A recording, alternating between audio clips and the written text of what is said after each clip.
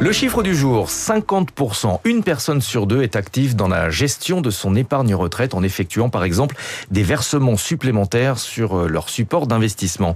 Jean-Denis Bachot est avec nous pour en parler. Bonjour. Bonjour. Responsable Europe de l'Ouest chez Fidelity International. Vous êtes un acteur historique de la gestion d'actifs. Vous connaissez bien les différents supports d'investissement pour se constituer une épargne retraite.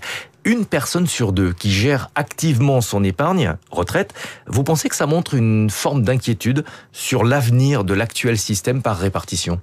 Oui, je le pense. Effectivement, il y a deux éléments. Il y a d'un côté une forme des obstacles en fait à l'atteinte des objectifs de retraite, et puis d'un autre côté, effectivement, des inquiétudes.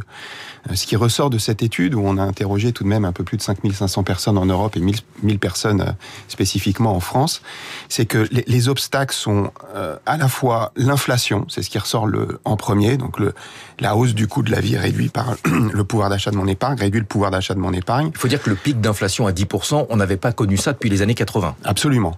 L'autre élément, ce sont des dépenses imprévues, des urgences financières ou des grosses dépenses non planifiées, et puis évidemment l'incertitude économique, l'instabilité générale que l'on connaît actuellement. Donc ça, c'est les trois éléments principaux qui sont des obstacles en fait à l'atteinte de cet objectif de retraite. Et puis vous le disiez, oui, il y a des inquiétudes, et globalement, moi, ce que je vois qui ressort de cette étude, c'est que les inquiétudes sont principalement liées aux problématiques de santé et à la notion, quelque part, de dépendance, à la fois pour soi, pour ses proches. Donc, c'est ça le point principal. On sait que les Français sont plus fourmis que cigales, ils ont tendance à épargner, pas forcément sur les bons supports, on va en parler dans un instant. La nouveauté, c'est que les Français, dans leur épargne, consacrent désormais une partie spécifique pour leur retraite, et ça n'était pas vraiment le cas avant.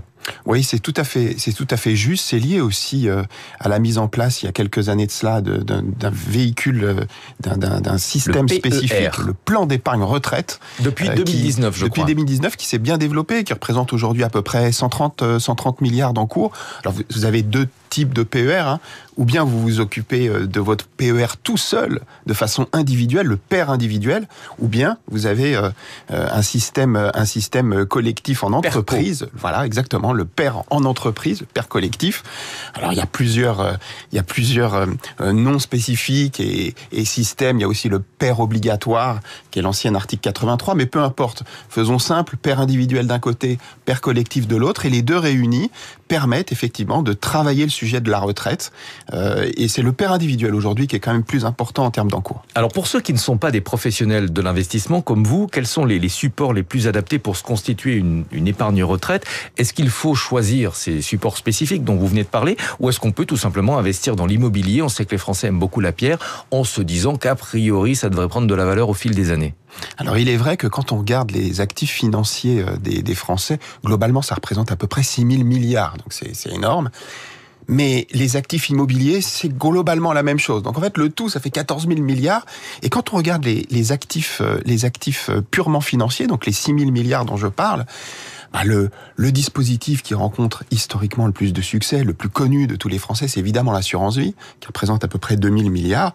Le PER que j'évoquais à l'instant, c'est encore un petit bébé, il représente que 130 milliards, mais il a une forte croissance. Et donc, il y a une allocation qui se fait historiquement sur, bien sûr, l'assurance vie. Aujourd'hui, un petit peu plus le PER dédié pour la retraite. Mais ce qu'il faut tout de même constater, c'est que dans ces 6 000 milliards d'actifs, on a un problème en France qui est une allocation beaucoup plus trop importante, je dirais, sur les actifs non risqués. Alors justement, il nous reste peu de temps, mais est-ce que pour sa retraite, on peut investir sur des supports risqués ? Moi, j'ai toujours entendu dire qu'on ne devait pas prendre trop de risques avec l'argent de la retraite. Je pense que... Tout dépend de l'âge, vous allez me dire. Tout dépend de l'âge. Et effectivement, les marchés financiers et la bourse, globalement, s'associent bien au temps. Il faut avoir du temps devant soi. Et donc on prend du risque quand on est jeune, on en prend moins quand on est proche de l'âge de la retraite. Exactement. Et c'est, je pense, le secret aussi de faire basculer un petit peu plus les actifs des épargnants français vers des actifs un peu plus risqués quand on a du temps devant soi pour optimiser son rendement à terme. Voilà, c'est sans doute pour ça qu'on m'a conseillé de ne pas prendre trop de risques. Je suis pas encore à la retraite, mais je n'ai plus 20 ans. Merci beaucoup d'être venu ce matin.